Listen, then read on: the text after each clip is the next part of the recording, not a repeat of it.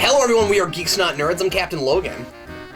And I'm Vince. And Vince, today's question comes from LaserDude99. Hey, LaserDude! Hey, LaserDude! What's up? Who wanted us to talk about recasting superheroes. So, eventually, you're gonna get actors who are gonna get too old to play the roles they're playing if franchises keep going and don't eventually reboot. And I don't think reboots are inevitable for every superhero franchise, given the overwhelming popularity of what Marvel's doing. So his question is, what do we think about the fact that they're going to have to be recast? Do we think that's a good idea, or do we think they should just let those characters age, or that there need to be reboots if we have to recast great actors who are perfect for those roles? So that's what we're going to talk about today. Vince, why don't you start us off? What do you think? I think that it kind of depends. First of all, it's not like this is the first time that it would ever happen that you wouldn't reboot something, but you would cast someone else. I mean, Bond is the best example you can come up with. Cause, it happened with Batman twice, yeah, to varying degrees of success, but yeah.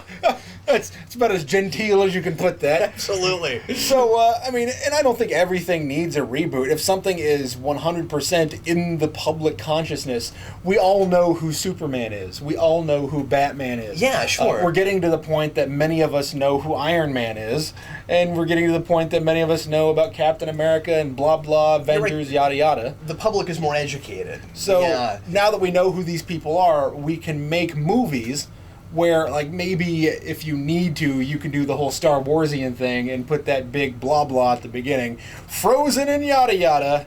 And these are the technical terms, ladies and gentlemen. They won't even need to do that, though, right? Like, they're going to assume that if you're seeing Captain America 5, you saw Captain America 1, don't you figure? Yeah, you don't need. I would have to say that I think Steve Rogers should be cast as the Green Lantern in the next movie. What? I don't know. Steve Rogers? Yeah. Not even. He'd make a good Green Lantern, right? Just Captain America? Yeah. Captain America should be cast as Green Lantern? Yeah. I don't know what you're talking about right now. I just decided to derail because a lot of what I was saying wasn't technically English. Yada yada and blah blah and hoo-da-ha and thingamajig. But I think you guys are following. But I was like, are you talking about Chris Evans or are you talking about Captain America? No, just Captain America. Oh, just Captain America. Okay, all right. This is the part where Captain Logan gets us back on track. So here we go. Let's get back. So Vince, I think that part of the potential and perhaps often presumed awkwardness that this is inevitably going to create is in the characters that get recast in ensemble cast movies, along with the characters that are not being recast. I think that's probably the thing that's got people a little bit unsettled about it, because Robert Downey Jr., as far as I've read, has said he's not going to make. I thought he wasn't going to make anything past the second Avengers film. Now I'm reading maybe he's going to do the third one. I'm not sure. I don't know if he'll do any more standalone Iron Man films, but it's kind of unlikely that he will. But anyway, regardless, inevitably, he's going to have to be recast. He's going to quit. He's not going to do it anymore. He's getting a little older. He doesn't want to do the role forever. And I think part of what he said is it would be a disservice to the character to continue playing it at an older age. So it looks like what Marvel is probably going to try to do with this is, and they've been doing this in everything else that they've been doing with the franchise, with the Avengers thing, which is using kind of the comic book formula. So if they go on from there, they've started from, they quit renumbering the Iron Man movies. I mean, after Iron Man they quit renumbering everything. So or they quit numbering movies. Sorry, I'm always talking about renumbering with comic books. So it's not Captain America 2. It's not Captain America 2, and now it's just Captain America: The First Avengers. So now we're naming things kind of like we do comic books, even Winter Soldier. Yeah. What did I say? First Avenger. Yeah. Winter Soldier with the second one, but anyway. So and then like Thor: The Dark World, and right. So with the naming, they're kind of starting to do the sort of comic book thing. They're doing a lot of spin-off things where Guardians of the Galaxy is its own thing, but it's rooted real hard into Avengers, and we obviously with this huge continuity we have now, it just feels like a comic book universe.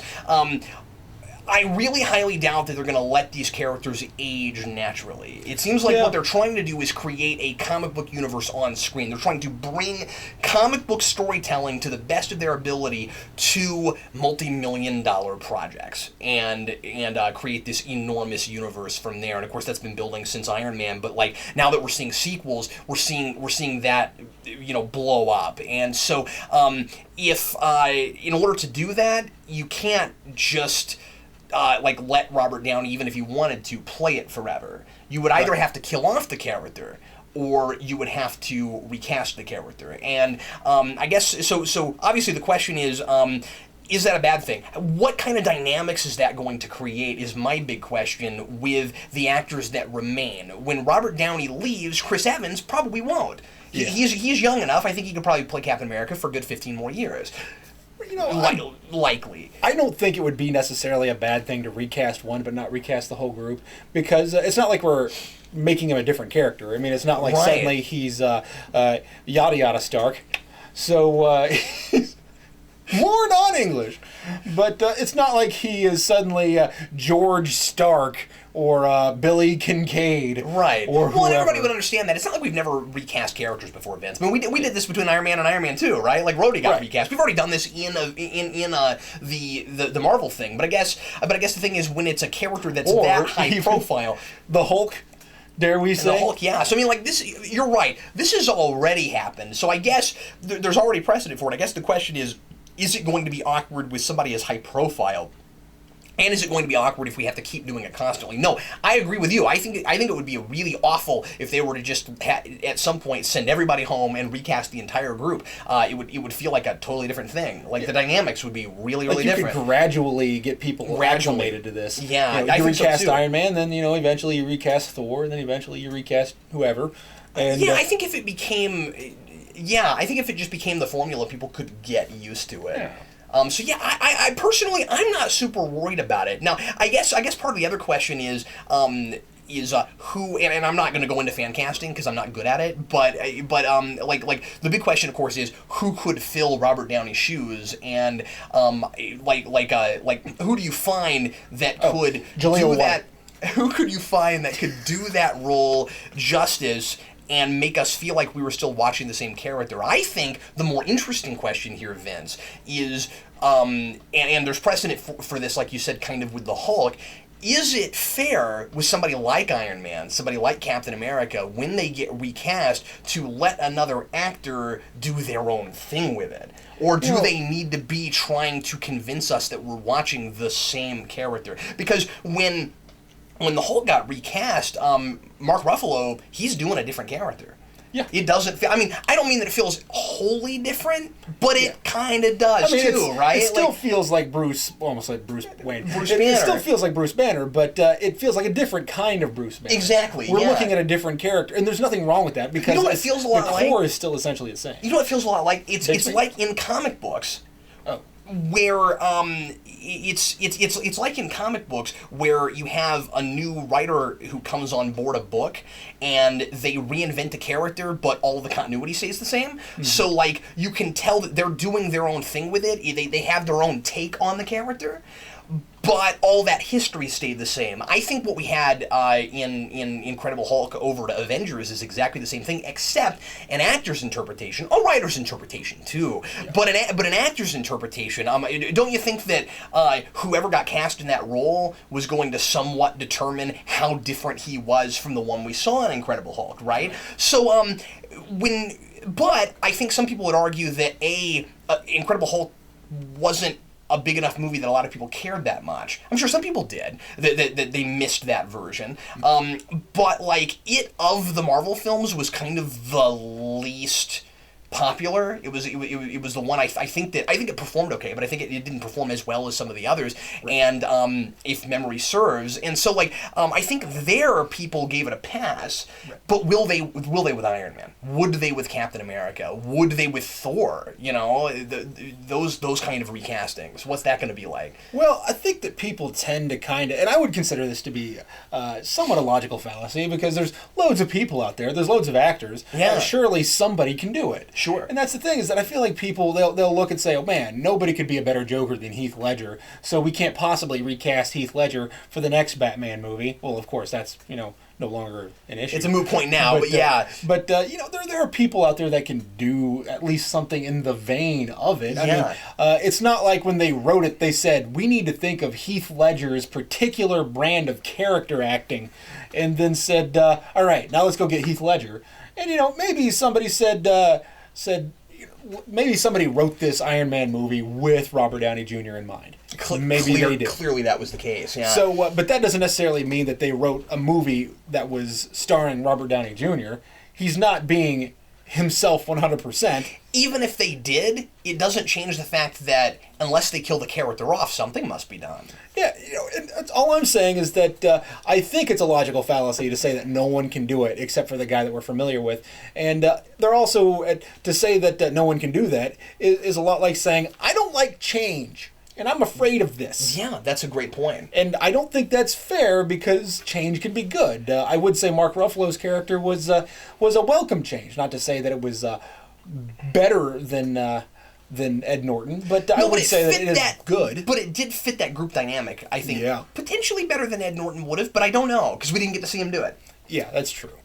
So, I mean, I'm for recasting people eventually. I'm not saying we should just recast people for the heck of it. I'm not saying that we should go, well, he sneezed on set and I don't like him, so let's find a new guy. But what we're saying is but that's not the question really. What we're talking about is when an actor decides to leave, should we recast them? Should that character still get to be there? That's really what we're talking about. And I say yes. I think and I guess we're mostly talking about Marvel just because we haven't gotten enough DC yet to even know if that's going to be stable and stick around very long. You know what I mean? And that's a lot of why I'm not going with the Man of Steel continuity right now, because they want to build a cohesive universe, but we just don't know how long that's going to last. A DC example is Rachel Dawes. Between movies, she was recast. Right. Yeah. Of course. And then this happens a lot. But I guess in this particular case, what we're talking about more the major is actor, the major characters, and also and also more franchises that aren't going to just get 3 movies and quit.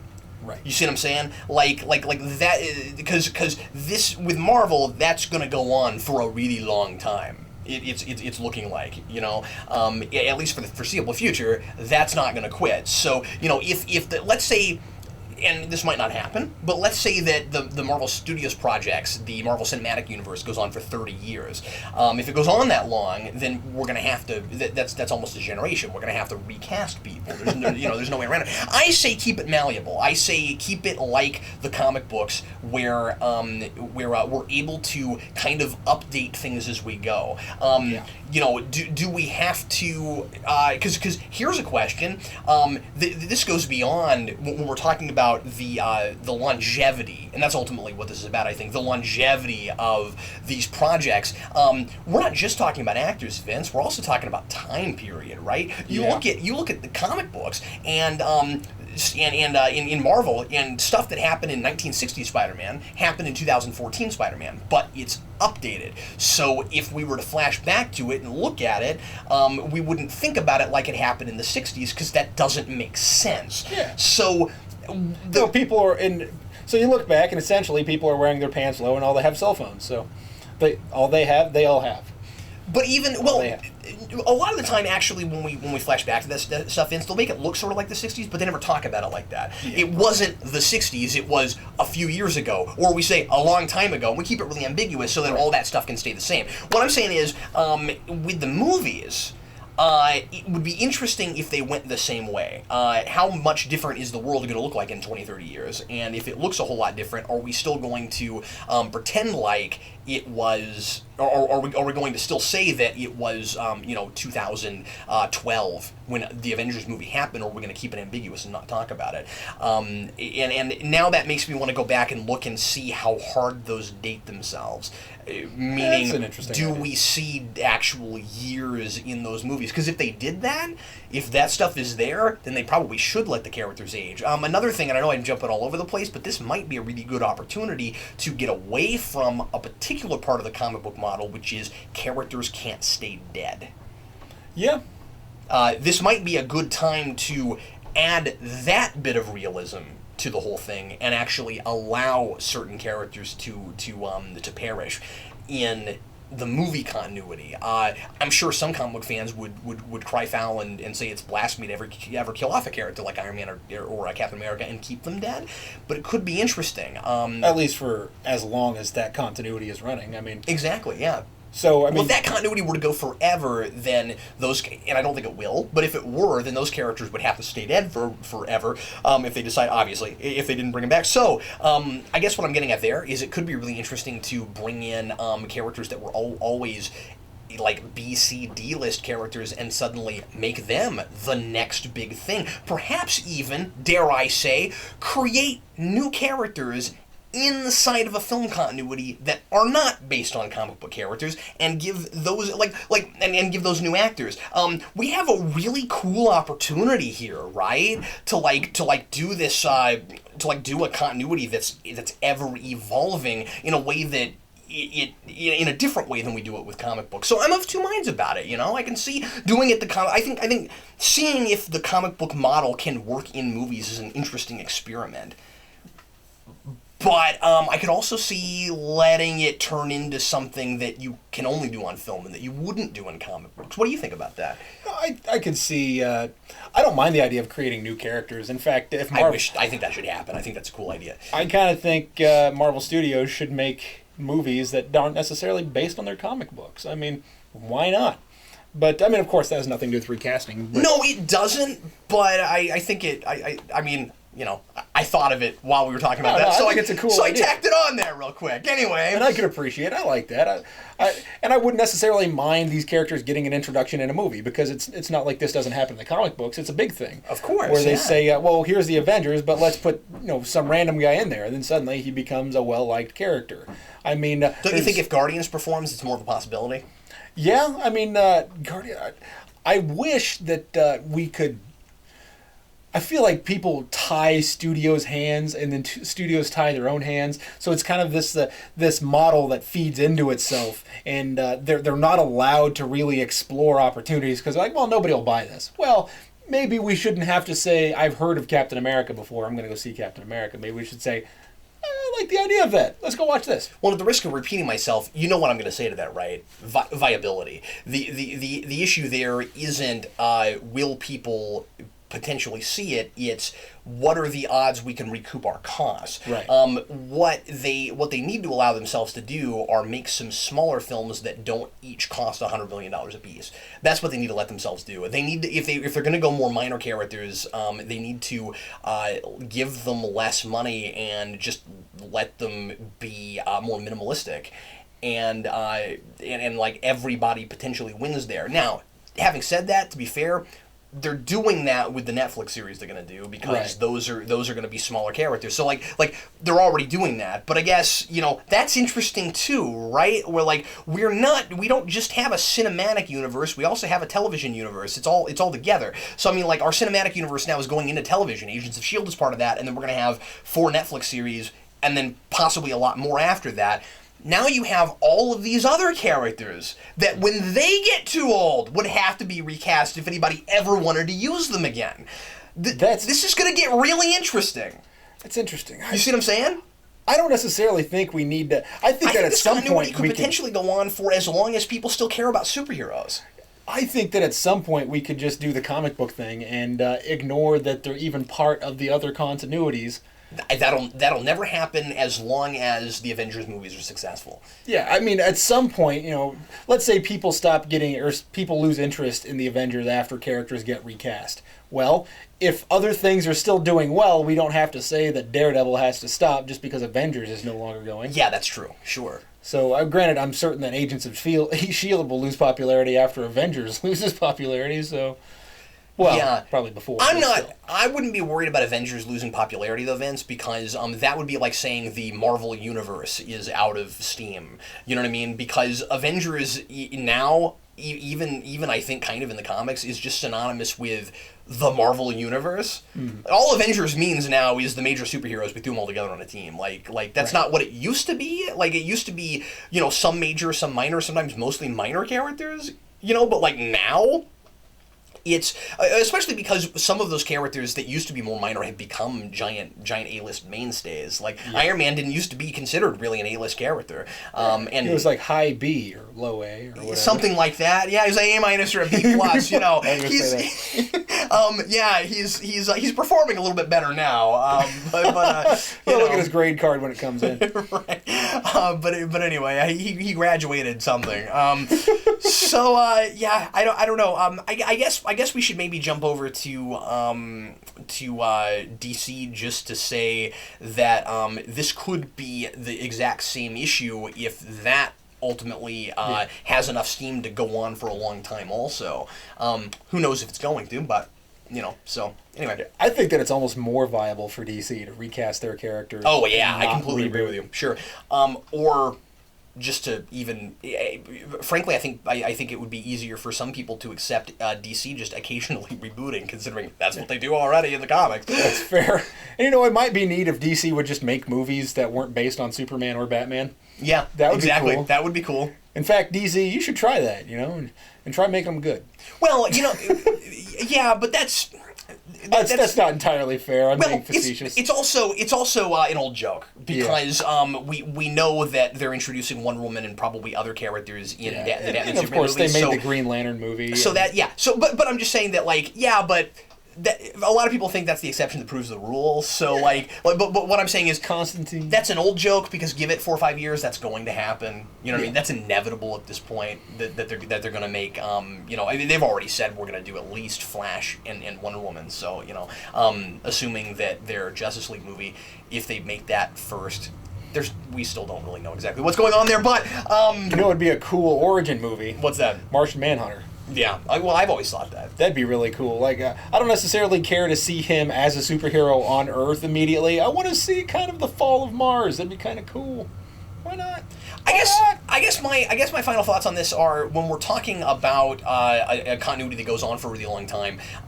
If you want to keep characters young, you have to recast, and it's just necessary. I'm not even going to say a necessary evil because it could be interesting to see the recastings, and to see what different kind of actors get to do with it. And like you said with James Bond, it's a little bit of a different thing just because more characters around them would be the same actor. Right. But it's still similar in that they can be essentially the same person with a different spin.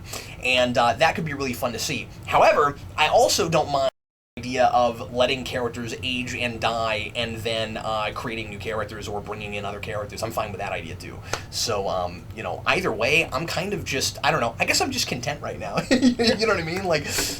They can recast. This is not an especially... do something else. I don't care. Admittedly, this is not especially a controversial topic. How dare you? This is malarkey! So, hey, Vince, did you have anything else to say about this? I like bread. Vince likes bread. All right. Well, on that note, let's go to rants now. And Vince, what would you like to rant about this week? I have potentially the world's dumbest rant. Here we go. I wish I had a sign for that. So, world's dumbest rant. Dumbest rant. Time for the world's dumbest rant. Yeah. So, I was reading the... Is it also a giant rant? Yeah. World's giantest, dumbest rant. Dumbestest rant. Go ahead. So, this will be a rant for like 6 people. So, I was reading... Am I one of them? Maybe. Do I get to be included in the 6 people? If you want to be. Do we get power coins? Do we get to go into the command center and... No. But I'll send you a copy of your book. So, all right, good. So I was reading Essential Marvel 2-in-1, Volume 1, and it's missing issue 20. Yeah, issue 20. Whatever, or maybe it's issue 21. I don't know. But they included another issue, and I suppose it's supposed to be connected to one of the storylines in there. So you have Fantastic Four Annual number 11. You have Marvel 2-in-1 Annual number 1. And then you have, I think it's Marvel 2-in-1 number 22. And it's supposed to be a 3-part story throughout those issues. And you don't need Fantastic Four Annual number 11 at all. It's barely connected. The only thing that's connected is what happens at the end of it is saying, well, this is what's going to happen next time, guys. So I just read Fantastic Four Annual number 11, and I go, Okay, well, let's see what Marvel 2-in-1 Annual Number 1 is. And I read that and I go, well, essentially, you guys just put an issue in there that you spent about a third of that annual recapping. This is stupid. Why did you recap the issue? Like, why did you include that issue when I needed to know precisely one thing out of the preceding issue? And I have to go through and read this whole dag-blamed, more non-English, this whole dag-blamed explanation of what happened in the previous issue. All I'm saying is when you're putting together trades, use your brain. Yeah, and that's the larger issue, right?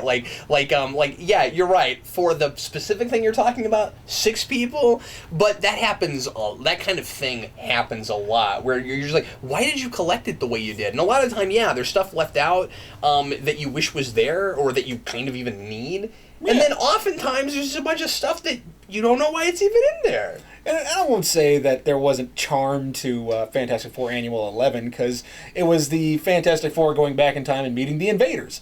It was kind of neat. It was neat-ish. You know what? Still boring. I didn't like that issue, and I was just waiting until Roy Thomas's run on Marvel 2-in-1 was done. I was like, come on. Can't wait to get to the end of this issue. And lo and behold, I did, and whatever. I mean, I'm enjoying Marvel 2-in-1. And it just annoys me. Use your brain when you put things together. You know what? If you're going to make a trade that has, 3 issues in it, at least include another issue, because apparently they will never make a trade that has less than 4 issues in it. And what they seem to do is they'll let's put 2 issues of one thing in there, and we'll put 2 issues of Marvel Encyclopedia. I didn't pay for that. I didn't want to pay for that, but since I waited for the trade, you guys are going to be jerks to me. So that's another rant right there. See, that's a serious rant. And this is a big thing in trades. It's not just for 6 people. This is a rant for anybody who reads trades. This is stupid, and it bothers the crap out of me. I'm stammering now because I just want to use profanity throughout this whole thing, because that is something that really, really bothers me, is when they add extra issues so that they can charge you more, because they know nobody wants to read Marvel Encyclopedia if they've purchased something that doesn't say Marvel Encyclopedia on the front. That's a good point. It's almost like they're going out of their way to make you irritated. It's like saying, we really wanted $10 extra out of you. Yeah. Thanks. That is unfair. It's not even thinly veiled, right? That is mean. They might as well just have a big sticker on the front that says, we're ripping you off. But this is the only way we're going to print it. At some point, I didn't realize this was a thing they were doing when I first found it, because, how do you know something until you find it? So I'm reading through this issue, and I'm reading through this trade, and I get to the back of 6. I'm like, man, issue number 6 must be huge. So then I get to the end of issue number 6. I'm like, oh, look, there's Marvel Encyclopedia and Marvel Encyclopedia. And then you go back through and you're like, well, each issue is $3. 3 times 6. This is $6 more. And then I start throwing things, and I cry in a corner, and I send hate mail to publishers. Anyway, that's not true. I've never sent hate mail to anyone. But and I've never actually cried in a corner. Maybe in the center of the room. Once. He was like, Captain Logan, you make too many videos. Yep. Yeah. And I really think that if you made fewer videos, that you'd have more time to hang out with me and not having a camera on us and making videos. And I'm going to send him a hate letter tomorrow, and it's going to say hate right in the middle of it. You just wait for it. You're going to love it. That's all it is? Yep. It's going to say hate, and you're going to be like, man, this is hate mail. What's the rest of it going to be, like a grocery list?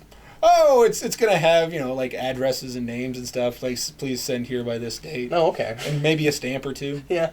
All right. Hey, I got a question for you. Sure. Do you think fewer people the CD. That's nice save. Do you think fewer people would watch us if we did more of our videos the way you were at the beginning of your rant? We just right up in the front of the camera. Let's get our should we test this? Hello everyone, we're Geeks Not Nerds. I'm Captain Logan. And I'm Vince! And today we're angry, only because we're right up here. We don't even have anything specific to be angry about, but when you're this close to the camera, you just feel that the rage pours into you. And this lighting, too. The rage pours into you. Okay, I'm going to do my rant now, but not up here. Right, you do your rant. That's distracting.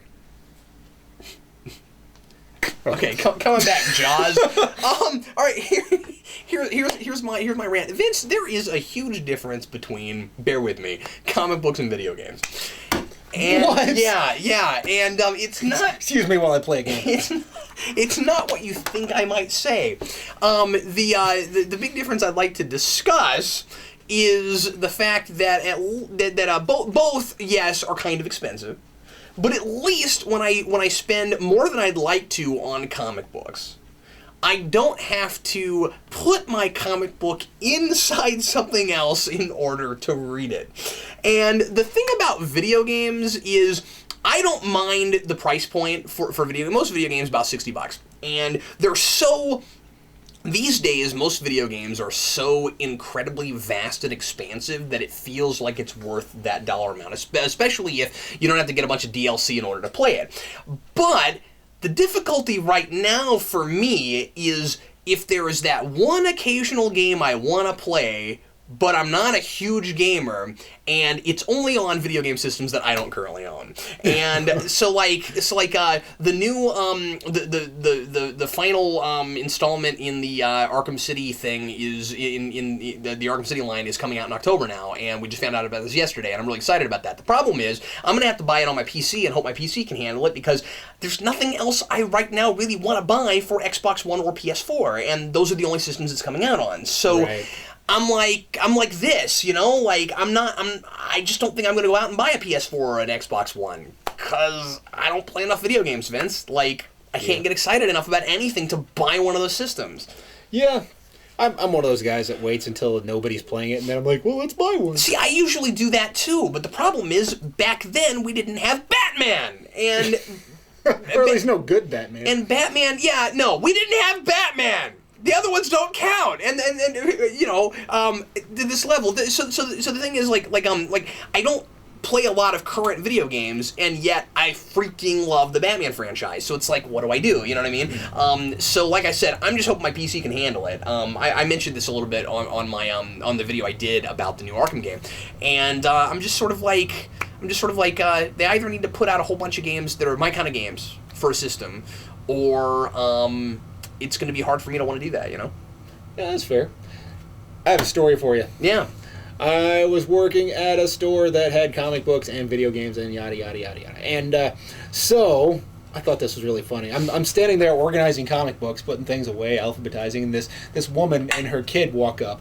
And this kid says, "Mommy, what are these?" And this woman says, "I don't know, baby. I think they're games." And I'm standing here looking at these comic books. I'm like, "You think they're games?" All right. I said they're comic books. And she said, "Oh." And she looks at her kid, and I'm not joking, says, "Dummy, you don't even know how to read." And I went, "Oh my goodness. And I was like, "Don't say anything. Just keep organizing." And she's, the little kid's like, "Who is this?" And apparently the kid could read well enough to figure out who it was. He said, "Who is this?" And she said, "I think it's Captain America." And there's a big sign that says The Flash. And there's at least a dozen smaller signs directly in front of her that say The Flash, let alone the issue itself said The Flash. And the little kid says, "I think it's The Flash, Mom." And she's like, "Oh, what do you know?" And they just walk away. I'm like, this is the most bizarre parenting technique. "I think they're games, baby." Yep, I have a system that has a slot that's at least that big that I can put things into.